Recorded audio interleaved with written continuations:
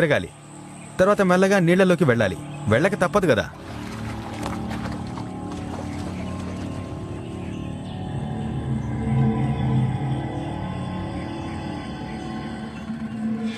ఈ చోటు నన్ను బాగా భయపెడుతోంది.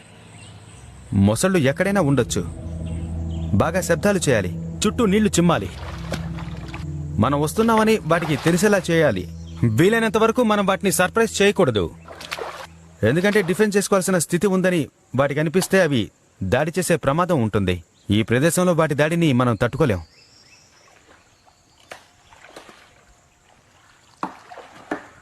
ఈ చెట్లు దట్టమైన తెరలా ఉన్నాయి. ముందు ఏముందో దాదాపు నాకు కనపడటం లేదు. నా పడమటి ప్రయాణం చాలా కష్టమైపోతోంది. కానీ తరువాత నా దారిలో కాస్త ఖాళీ లోతైన నీళ్ల మడుగు లాంటిది ఉంది. హే, చూడండి చూడండి, మొసళ్ళు కనిపించాయా? అదిగో అక్కడ.